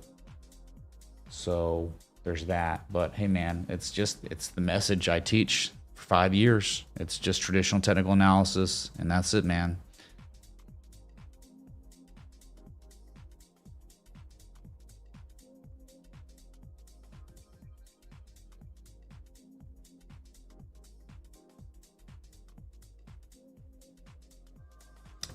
Sorry. Yeah, so really pretty tame day. Pretty tame. I'd say Bitcoin was the most insane. From the high to the low, I mean, gold during that whole meeting, you know, only down 0.8% from the lows, though. Rallied to a high. I mean, it went up 1%. Remember, this is a $10 trillion market cap asset, so it's like, you know, takes a lot to move it. I was watching some altcoins, and you know, they were getting wrecked kind of initially, but things have kind of smoothed out with the VIX dumping. And I was looking at the ETFs, or just the sectors, individual sectors. I have really, really big concerns about the financials. XLF, I think this is possibly an incredible short opportunity. Now, of course, it could fail easily, but just hear me out, right? TA, you have a very real level, like a high from March 2021, a low from June 2021, a low from July 2021, a high from June of 2022, and August, right? And at this level, you can clearly see what's kind of developing on the 4-hour. I normally try to stick to the daily, but dang, man, that 4-hour, what you're doing is you're falling below the levels, right? The zone of inflection. You're trying to bearishly engulf on the 4-hour. Of course, it rallied because everything rallied, the bots and stuff. But don't you think, like, if you're looking at this, you're in a downtrend, a well-established downtrend. We already know that. And buyers are failing for the third time to break this massively important level. And if it is a real failure, and this is real momentum shift, the downside is insane, right? I mean, well, not insane. It's a sector, right? It's like the financial sector. So it's not like crazy, like we're looking at individual asset, but you can clearly see that, I mean, like on a sector, 13% downside, 12.8% downside. That's pretty awesome. Look what you've got. I mean, you have down, up, and that's, if it fails, then down again. And then on the way down, since the trend prevailing is bearish, you could be hitting this level and then making fresh lows. You could be going to the lowest low. You could be going all the way down, mother of God, to $26 after 30. So something to pay attention to. This thing had a great run, man. What was it going to, from pretty much the low? I'm not counting that stupid. That was just another crazy CPI Jerome Powell day down there. I mean, it's been on a 21% rally in 49 days, and it's in a bear market, so a bear market rally concluding maybe. And this is like kind of our evidence. This is our argument, right? It's all about an argument. So make of that what you will. XLF, I think, could be very, there could be opportunity here, right? For downside. Communications also kind of like, yeah, man, is that an inverse head and shoulders, or is that just like a failed attempt to break $52? You could definitely, it could be an inverse head and shoulders, man. Then fine. If it is an inverse head and shoulders, you got to break $52. You have to. You just tested a few candles ago the 4-hour 200 moving average for the first time since August 16th. I know you had broken the downtrend you had been in. Really, really nice supply line. This is a beautiful downtrend. One of the best. Like, just the respect of the channel. And you broke it, but man, that right there, that reminds me of the index funds. You just can't. You keep failing. Why are you failing twice? Why are you not breaking it this time? You filled the gap at least, which you had not filled it yesterday, but you did today. So now you have about, half the, like 6 of the 11 sectors are green now, barely. They were all red before Jerome Powell spoke. But yeah, I think like there are other ones. See, this is not really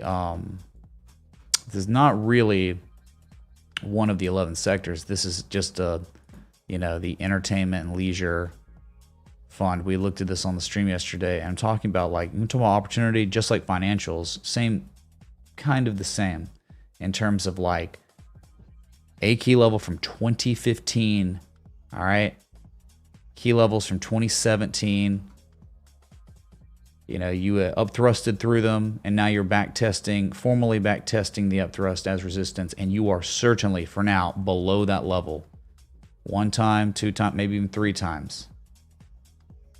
I mean, it's almost like, let's just screw around here. It's almost like you have upsloping price action converging. So it's almost like are you wedging?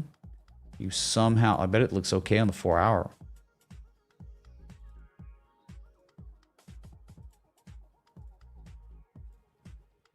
My God, dude. I don't know how you could look at this and want to own it. inflection point from 2015. You're certainly below it. You're certainly officially multiple times testing it as resistance in a very well established, undeniable bear trend. If you're telling me there's some sort of bear market rally and then you have this that develops, I don't know how you could be bullish. My God. I think what it's doing right now, you'd eventually get this. You'd eventually get the lowest lows on PEJ. You would take out these two lows from June and October. If this is real. So I just, whatever. Take this information and long it, dude. Whatever, but this is the truest of true pure technical analysis stuff, right? I mean, this is what you're looking for. Flip the chart over, okay? Let's just look at it in another way. Well-established uptrend, right? It's been in an uptrend. It's broken resistance, clear resistance from years ago, ice line, and is regarding it as support a multitude of times. And now you've got like a bullish wedge that's developed here. I mean, that right there, it's pretty easy. Even if it fails, it's pretty freaking easy to strategize an entry, a stop loss, and take profits. Very easy. And that's what traditional technical analysis is about, being able to strategize. How do you monetize being able to draw lines or understanding like inflection points and what happens at inflection points, structural developments and inflection points. So this is a great opportunity possibly for shorts here for lower prices eventually, not immediately. I don't think, you have materials has been killing it, but like it's the same type of price action, where really nice run in a long-term downtrend. You are in a bear trend. And now it's like the wedge, right? The wedge, look at the 4-hour RSI. That's terrible. It's awesome if you care. Like to us, it doesn't really matter. Like as long as there's a technical argument, downside, upside, it's amazing. I'm just saying it's terrible because like people inherently want things to number go up, but number implying down next. All right, where you're working on a bearish engulfing candle on this 4-hour. It's kind of like a wedge is being broken. Failed attempt on the 13th to see the top of this structure. You're right back at this, man, breaking this August 16th high, back below it. I think that's good at all. And it looks like a short-term reversal back down to 78.67 if you don't hold that. Wow, man, like just crazy downside to $70. So just things that the extended uptrend since October or the extended bear market rally since October, things are starting to stall out a little bit. They're starting to paint those exhaustion patterns and stuff. So, and here is Bitcoin at its lowest lows, well, nearing the lowest lows since Jerome Powell started, well, since the numbers came out, right? The 50 basis point increase. And 17,569, that's your target, just because it's the Black Saturday low. Wow, gold, man, the volatility here is getting crazy. It's starting to pick up again anyway, right? Where I can almost guarantee, based on what's happening, that the VIX is no longer going to be at its lows of the day. You know it for a fact. Let's just go to it. DGB loves this news. Oh my God, dude. You're just your standard illiquid S coin doing stupid stuff. Rudy poo. It's a joke, man. It'll give it all back in a week. Just wait. Hey, Yanis, thanks, dude. Coming in from Europe. Well, this is a reasonable hour for Europeans, so DXY starting to try to rebound a little bit after making its lowest low since June 17th. S&P down, but still off the lows from December 6th and the 9th. So whatever, but the concern for the index funds, specifically the S&P 500 and the Russell 2000, is utter and complete failures to breach levels you needed to desperately breach, men. On the 4-hour for the S&P 500, you are working on a real, not a fake, but a real bearish engulfing candle. 38 minutes till that is confirmed.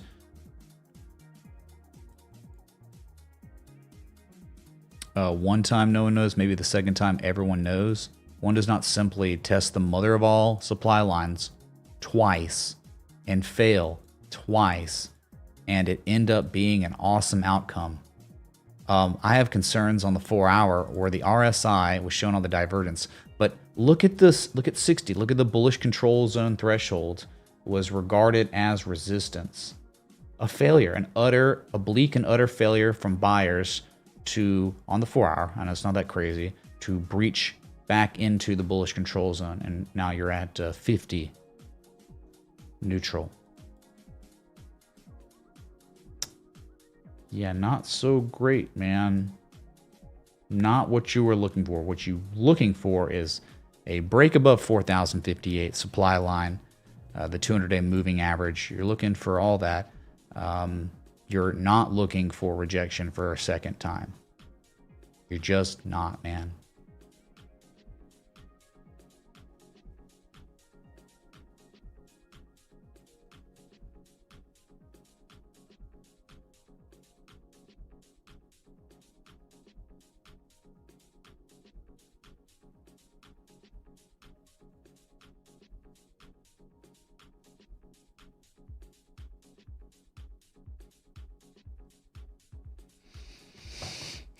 Okay, we can look at Dow Jones, so we had not, because it's really so strong and it's been doing some crazy good stuff. It is stalling up here, but it's above resistance, right? It's not below it. I mean, it is below the high from August 16th, though, so that is something to keep in mind. Your local high, your most recent discernible swing high, you need to break it, hold above it. You are up thrusting through it, not once, but twice. Just kidding, 3 times. Pretty much 3 different times the Dow Jones has failed to breach the August 16th high. I don't think that's really good price action. That's not really what you're looking for. After such an amazing run, best performing index fund of the 4, this is exactly where people take profit. This is a very high risk area to be taking a fresh long. That's all I can tell you. High risk for fresh long, yes. It is very tough to be just thinking about a bear market rally and failing to break the previous discernible high 3 times. And the way the index, the S&P looks and the IWM looks, just, I wouldn't, when I'm looking at those, I'm not going to be looking at the Dow Jones being like, oh, I like the Dow Jones, I want to long the Dow Jones, and then just be bearish on the S&P and the IWM or the Russell 2000. That's not how it works. And really the NASDAQ doesn't look great either. I don't really, I mean, the NASDAQ's like okay-ish, but I don't have much, there's not much here that really makes me be excited about it. Okay, Bitcoin did just hit its lowest lows of the, not the day. Was it the day? It is considered the 14th. So yes, it was technically lows of the day on Bitcoin moments ago. Gold well off its highs, but still above that key inflection point. Remember the Black Gate entry to Mordor. You want to go to Mount Doom to drop the ring into the volcano. You had to break the Black Gate. Well, 1800, 1790, that was the zone. So you're still barely inside of Mordor right now, but the hordes of orcs and the Nazgul are keeping gold from really going anywhere.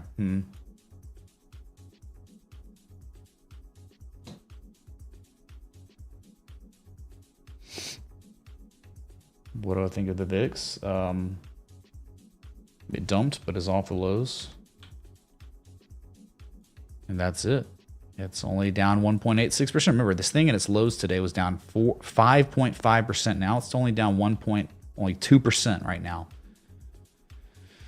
So I think, it's hit the bottom level. It's hit that 1863 to 20 level and bounced off of it nicely. So the bottom's still fine. It's still like possibly the bottom's still in on the VIX, where in the coming week or two, a rally, which is very bad for index funds. It just is. And what we just look at on the S&P and the Russell 2000, the argument is not good for bulls at all. It's actually like, I can't, that just happened. You just rejected all the resistance points for the second time. All of them. You're not above one, you're below everything. And it's a multitude of things. Inflection points, right? You got supply lines, horizontal lines, 200 moving average on the daily, 200 moving average on the 4 hour. You're still, I think you're falling below that now too. 4 hour bearish engulfing candle being worked on. Yikes, man.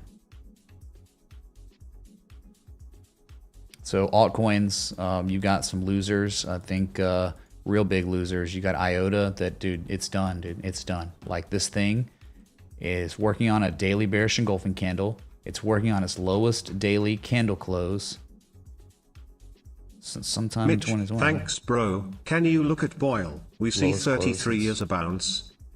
What's up, Contrarian? Yeah, dude, we'll look at Boyle. Sure. IOTA's working on its lowest daily candle close since May 26, 2020. And just understand this is a very real level. Look, December of 2018, it was a valley. Had this plotted for a very long time. I think below that, the target is 14.89 cents. So where you are right now, after already being down 4.4% today, there's far more downside. We're talking IOTA has another 24% downside on it. Okay. Awful. This will be a contributor to total 3 collapsing. Look what you've done. You breached the support. It's bad. It's very, very bad. Yesterday, oh my God, the sellers tried, but they couldn't do it. They could not prevail. The day before, they tried and they failed. They tried November 9th and failed. But today, they are prevailing by the looks of it, unless an absolute miracle happens in the next 3 hours, 21 minutes. You're showing negative momentum on the daily for the first time since November 22nd. Your RSI, bearish control zone, falling to its lowest level since December 9th. You're sitting at 33.87, so you're not oversold, so there's plenty of room to dump, to sell off after officially breaking a very real support. That's what's happening on IOTA. Many other assets out there, altcoins that look terrible. Bitcoin, if that bearish engulfing candle on the 4 hours real on Bitcoin, you know what's going to happen to the alts. Wow. There are more. We're going to look at them. Just give me a second.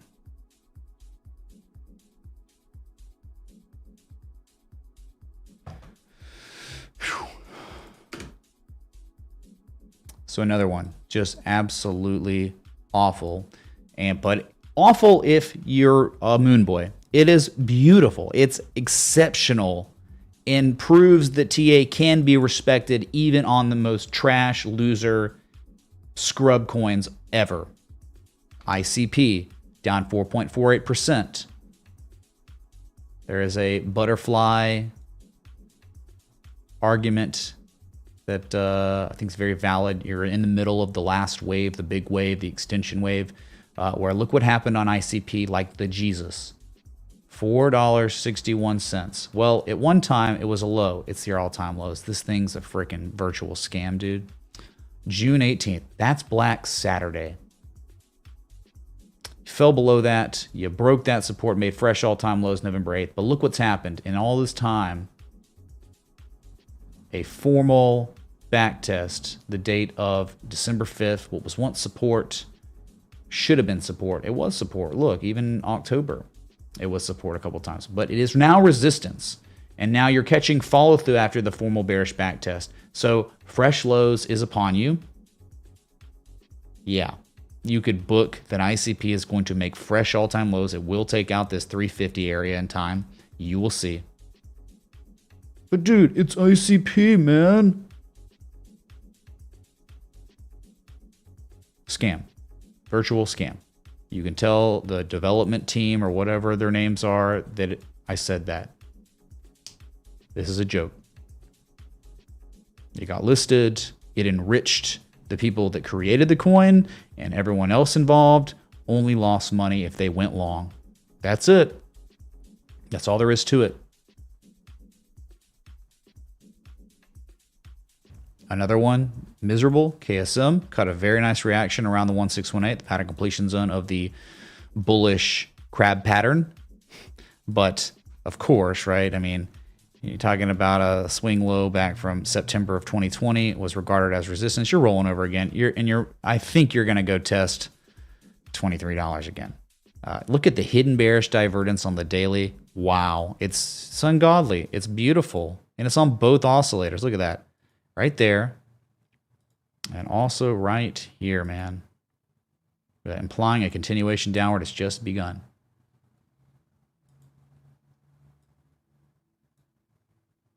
Here's another thing, man. What about XRP? XRP's down 3.5% today.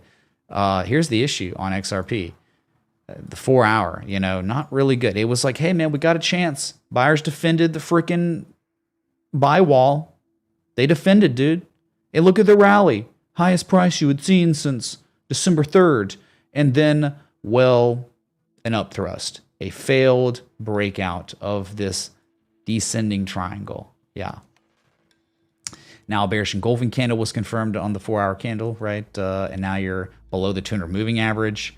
There is not really an edge because it made a higher high, but it's about the same high, really. I mean, so that's not really what you're looking for. These two highs right here, I can see a high and I can see about the same high. These are both significantly lower than the high we saw the beginning of the month, end of last month, and then that's lower than the previous high before it. You do have distribution going on past 2+ weeks, 2.5 weeks, maybe 3 weeks. Distribution with a buy wall, not good. And then failed breakouts, also bad. Don't really like XRP anymore with this structure here. I just don't, man. If it was just to respect a 100% measured move, it's not a very big pattern. It's only on the 4 hour, so it's not like, oh my God, we're looking on the daily or the weekly. But if it made a 100% measured move, which they normally don't, they only make normally about a 70% of the measured move. So it may be right here, 34 cents. But if it made a 100% measured move, it'd be 12% downside, and it would take you virtually back to that key inflection point the buyers defended a couple times, November, early mid-November. So if this plays out, if that false bullish breakout was real, and you're gonna roll over here, you got a target area. It's almost like TA Tetris, isn't it? It's just identifying a structural development, distribution with a buy wall, absorption of remaining demand, and once the demand is completely absorbed, markdown. We'll see, right? This is your 4th largest crypto in the world that is not a stable coin. So let's go to the quad screen for the cryptos. And you can see how unbelievably perfect this is. Top left Bitcoin. Well, remember that time we were in a range and then we were trying to break the range, and you tried once and then you tried twice in the 60-minute, and now you're back inside of the range? Ah, interesting. Quad screen's very interesting today. Look at Ethereum hitting yesterday 1347, but then again today hitting 1347. So the top of the range, not out of it, within it. XRP is also within its range. All the distribution going on, the lower highs, but the same lows locally. That to me is not really the price action you want to see for higher prices, even though it can just pump, man. Oh my God. But don't you think, right, if that's actually real price action correlating to a level like this, then 32 cents, the bottom of the range, could be a target. BNB is way worse. These three are doing their thing, but then you got BNB that, if we talk about same type of levels that have been regarded, this one's been regarded all summer, all autumn, all in beginning winter, right? That goes all the peaks at 300 and then all the valleys at 260, 258. Well, you're heading on back down to 260, and I don't think you're going to be as fortunate this time when you get there. Eventually that breaks, then you got to target of 211, 220 or so. A lot lower to go on Binance if Bitcoin cannot break, Ethereum can't break, and XRP cannot break their trading ranges. You're stuck and confined within them still, even if you're at the very top of them. All right.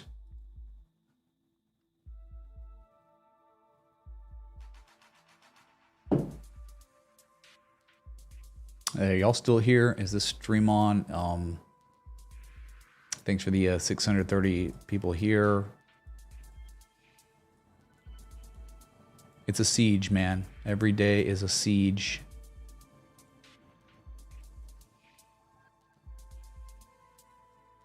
And it's taking its toll on me, dude. It is. As the streamer of financial markets in these market conditions. Yeah.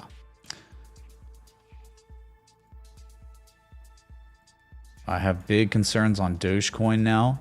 I think Doge is in a lot of trouble. If you look at the 4-hour on Doge, all the lower highs now, and you're formally back testing, oh man, for just 24 hours plus, 9.17 cents, which is that high from August. You're now, look at the price. You fail for hours and hours and hours. Bearish engulfing candle confirmed, now catching follow through. Hidden bearish divergence on the 4-hour. In the bearish control zone on the 4-hour. This thing looks like it's gonna break 8.8 cents and very well could run straight down to 7.8 cents again. That's how it looks right now on Doge. Only a stupid Elon tweet would prevent that from happening, I think. But the issue is Elon's got too much heat on him, too many enemies. Don't think he can do that anymore. Don't think he can be tweeting about Doge, really. He's got another war he's fighting, right, against the lizard people. God. So I wouldn't be trying to hope for that either. So where you are seems very real that Doge could, in the near future, have about 11% downside on it.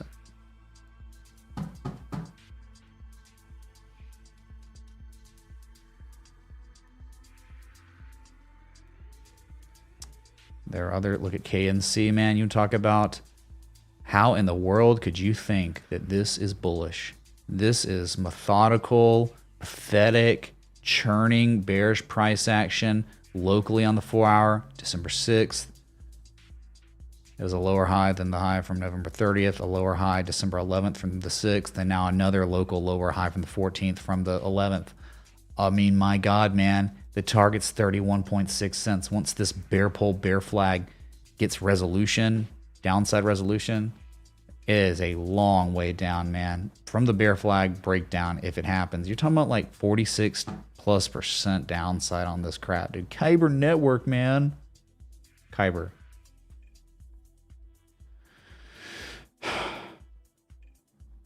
Oh God, what about VeChain?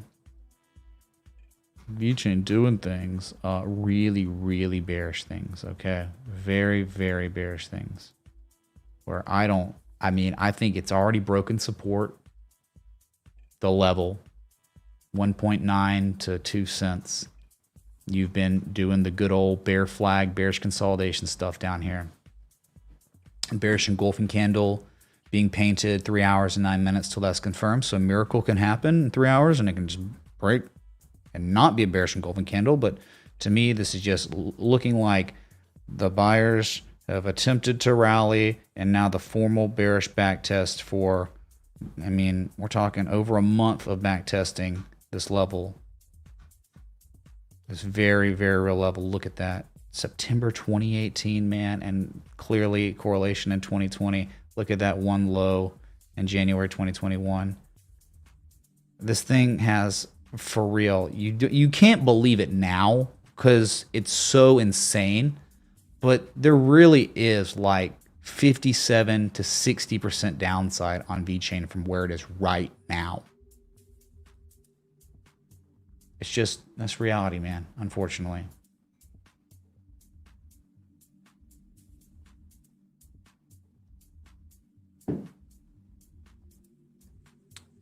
Let's go to BNB on the, yeah, dude, this thing's going to 225, bro. 225. Book it. BNB, 225 target to 211. And once that level breaks, it's over. Then you have like complete chaos.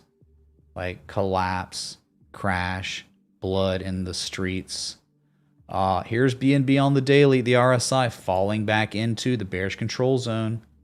Uh-oh. Yeah. I would not feel good about BNB below 40 here. I would not feel good about BNB falling below the 200-day simple moving average. I would not feel good about BNB failing since May to breach 330 one time, two times, and then the third time, the largest breath, and then the largest bull trap of the year on BNB, probably the crypto market at 397.90. That's what it hit. Someone bought that. What a joke. And then collapsed. And then an attempted rally when the buyers came in. Oh man, bullish engulfing. And then the lower high. So 3 lower highs than the previous highs. And now you locally have a lower high than this high. So I think extreme amounts of distribution are going on right now on this one. And you do have a target of this zone down here. So I don't think this support's going to hold much longer. I think you'll test it again and break it. And so I think you're talking about BNB as 15 to 20% downside from here. Yes.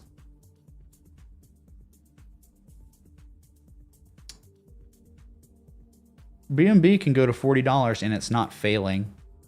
It's just your next key support after you break the real one.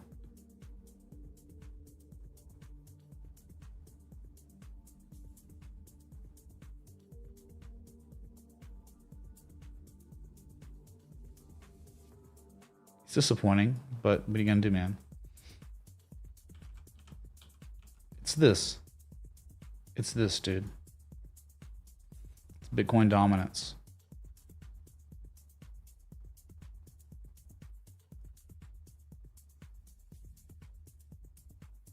Certainly is this. We're now, I think, getting into phase D of Wyckoff accumulation, which is moon and slight pullbacks on the way up, and the end would be, the end product will be Bitcoin dominance back at 48%. If Bitcoin dominance is at 48%, you could understand why VeChain goes down 50+%. BNB loses 20% from here. All the other, Doge loses 20% or at least 10% from here, 12%. XRP goes down to 30 cents, 32 cents. ICP, IOTA, they all go to like 20% down from here, right?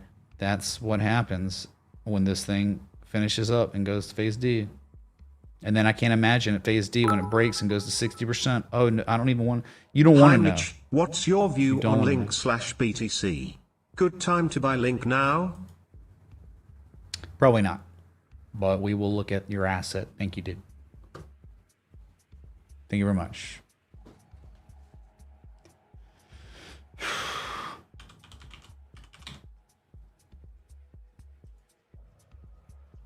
Link to BTC. Oh, no, not at all. Does not look good at all. IMO, really. I think this is an extended rally.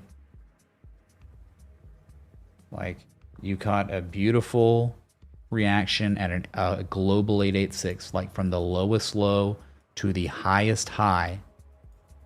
88% retrace pretty much right there in May. And it's been a long extended bear market rally. The trend is your friend. The trend is certainly bearish. Lower highs, lower lows, lower highs, lower lows. That's been going on for over 2 years. You've been in a downtrend, right? So you've been on this really nice bear market rally. Yes, you breached a pretty key inflection point, zone, whatever. But now it's getting weird. It's getting weird where you keep making these highs and they keep being near or close to the same highs. And that's just like stagnation. Like the momentum is just getting really weak. Look at that. It would be like that. It's like a failed upsloping supply line. You can't break. And what the problem is, this time, this most recent peak you had You failed to see it. 1, 2, 3, 4 touches. And now, no fifth touch. There's not enough demand to push it to that supply line again. That's very bad. Very weak price action. You have what I think, an ascending broadening formation. A massive ascending broadening formation. It is very discernible on the daily, so this is not a joke of a pattern. This is, I think, a potential partial rise. If you see this demand line again, 3629, there is a 70% chance of a bearish breakdown. Okay? You are in the bearish control zone. Link is at its lowest RSI since October 26th. Link to Bitcoin, 37.32. Anytime you're below 40, you better be sweating a little bit, understanding that is bad. You don't want to be below 40.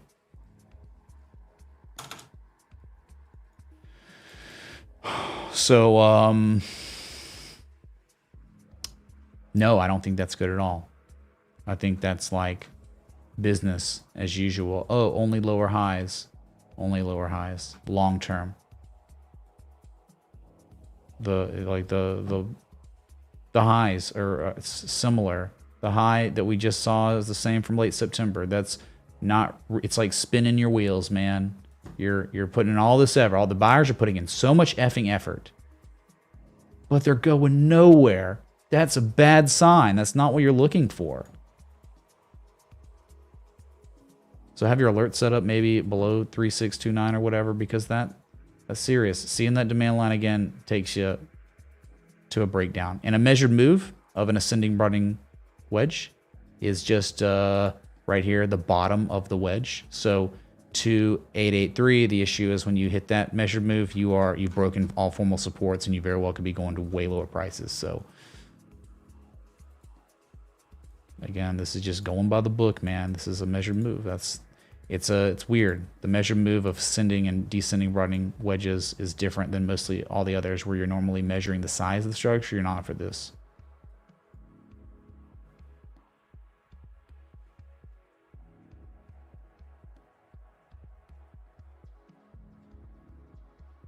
All right, we have the stock market closing in seconds. Just want to support you, Hex, on the weekly or monthly, just to give you something to do. 0.015846440 ETH. Day Richland, thanks man for the 2074 of crypto. Yep, we will look at that. Sure, let's just go to the close on the stock market. Here it is on the daily. There was a little rally that happened. Rally, by the way, that happened. Yeah, right. You have again, this is bad. Like, this is not what you want to see.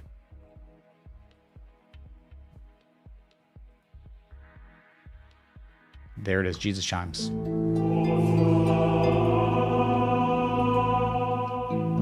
Another day below all the support resistances that you needed to be above. So not really feeling good on that. We can go back to the other quad screen. Just the 60 minutes. It doesn't really look like much, right? We look at this kind of zoomed in, scaled in, so we can just see the price action during the event, but no longer really needed. Gold gave back those gains. It's flat as ever. And then Bitcoin 60-minute candle just closed lower than the previous candle. And that's it. Let's go to maybe Hex now. And then I'll just wrap it up, man.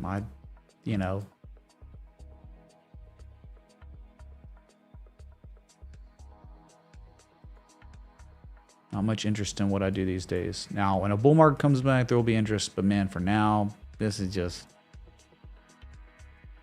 So there was a bullish engulfing candle on Hex yesterday, but you're now falling right back below that V support, the June 18th low. You gotta hold it, man. You're trying, but really a little too... It's like you were below it. Oh no. And then the bids came in and now you're below it. So I think there's just... I need some more data. We need to see some real bids come in. Let's get above 2.8, 3.1 cents for real, and then jump across the creek, and then we're in real good shape. But until then, I'm still skeptical because of just the whole collective market right now, okay? So, and would you say you wanted to look at Hex on the weekly or monthly? Sure.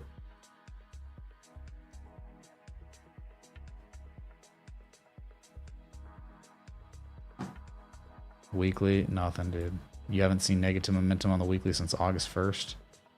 It's just hanging out in the bearish control zone, 38. There could definitely be more downside. Doesn't really look good. There's no like massive engulfing candle or anything crazy going on. So probably 2.1 cents again. And then after that, 1.4 cents would be a strong potential support. I think it would be. And then really, really strong support is going to be at like 6.97 tenths of 1 cent. So it's just bleeding out. You know, you're really limited on downside now, but there still could be some more where it continues to bleed out. It's not going to be like crashing probably like it had been in May, but it could just keep on going lower, especially if buyers don't defend this June low. Hey Mitch, great stream as always. How's the penthouse repairs coming along, and can you take a look at XNG/USD please? Penthouse repairs, the inexistent penthouse repairs, where it's been a month and no one's done at one thing. Oh, they're terrible. They don't exist. They were supposed to come in and install, like the other project, the master bathroom. They're supposed to install today, and the installer sketched out like for the 18th time, and he blamed it on his wife being sick. Yeah, he didn't show up because his wife was sick, not him. His wife was sick, so he told us he was coming and he didn't. Yeah, that's my life now. My life is dead markets, dead stream.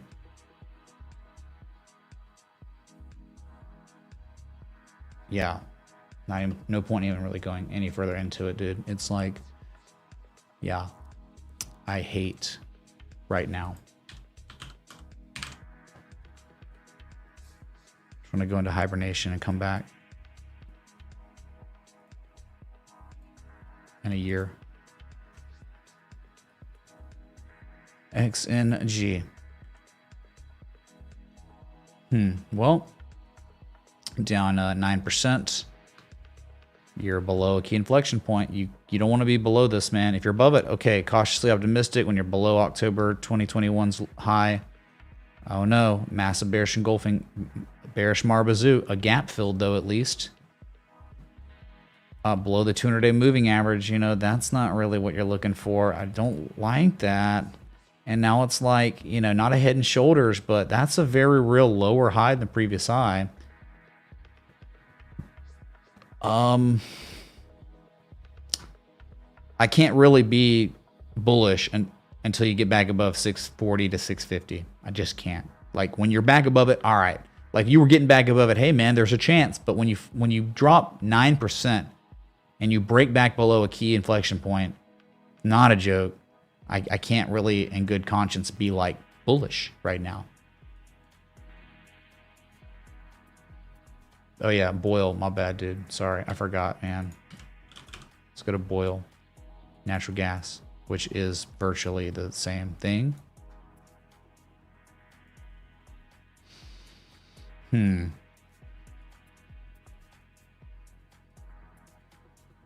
Boyle. Oh, we got lightning.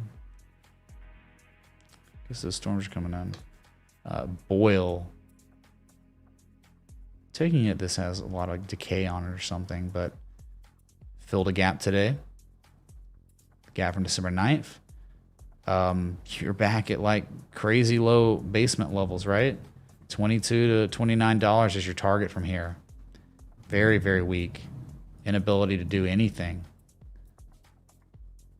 Down 16.55%.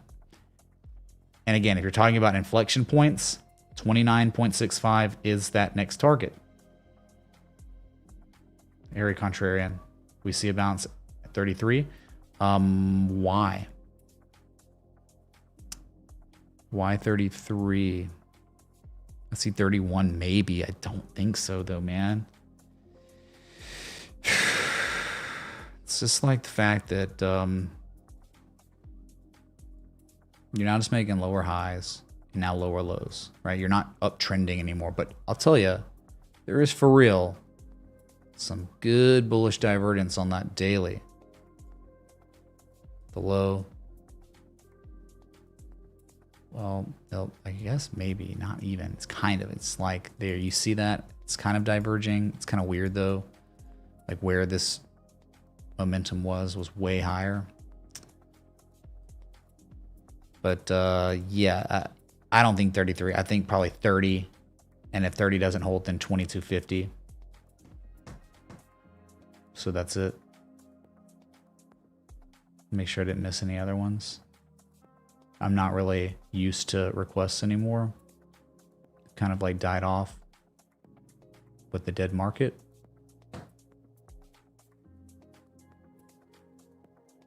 And there's so many people that do what I do now that they're just more entertaining people out there than me. Just better. They're just better at this than me. So I don't know. You know, it's like I'll go live. I've been live 2 hours, 16 minutes, and I picked up 3 subs. 3 subs. So it's like I don't grow anymore. My channel's dead. I legit have like a dead YouTube channel now. Unless there's volatility, but even then, like I just get cannibalized by other people doing the same thing. So it's just like, whatever. So let's just go ahead to Bitcoin and then I'll be done and you won't have to see me for another 24 hours. So you can be really excited about that. Here's the daily. Gave back all the gains. You're only up 0.26%. 4-hour bearish engulfing candle was confirmed. So, you know, there could still be more upside. I mean, you could go to 19.4, you know, to see like the supply line of this channel we're in. Positive moment building. Look at this, man. Look how close you are. You're getting close to 60 again. You better not reject it like you have every other time. July, 3 different times.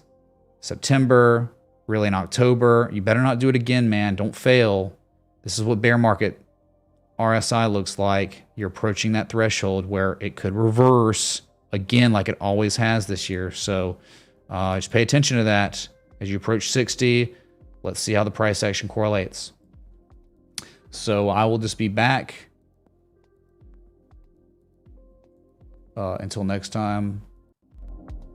Respect the TA.